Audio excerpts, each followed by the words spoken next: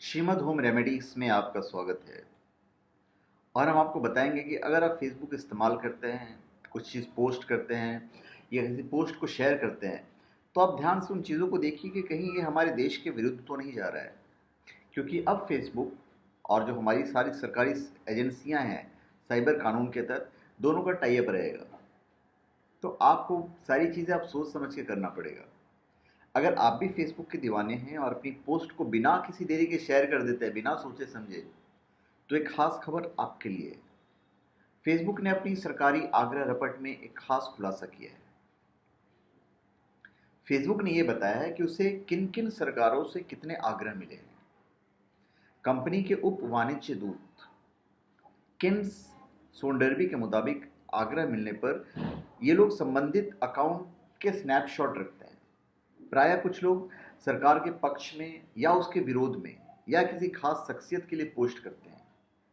कई बार कुछ जो पोस्ट होते हैं वो आपत्तिजनक होता है, किसी की ईगो हर्ट होता है या किसी को हम नेगेटिव बना देते हैं।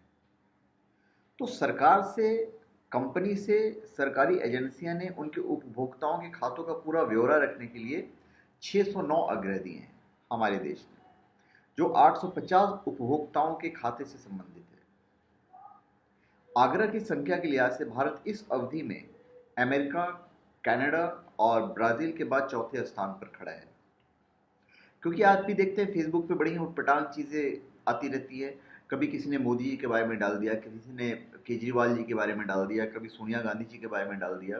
तो ओवरऑल ये गलत है।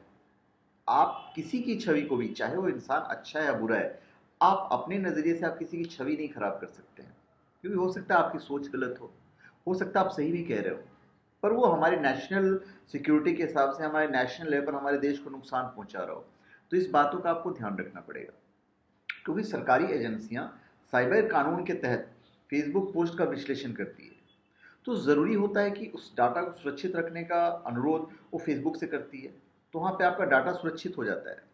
कई बार ऐसे मामलों में राष्ट्रीय सुरक्षा के मसले जुड़े हुए होते हैं, तो ये चीज़ आपको समझना पड़ेगा। इसलिए बेहद ज़रूरी है कि आप कुछ भी पोस्ट कीजिए या शेयर कीजिए तो आप सोच समझ के कीजिए। तो धन्यवाद। आप हमारे चैनल पे सब्सक्राइब करें और अपने कमेंट दीजिए। धन्यवाद।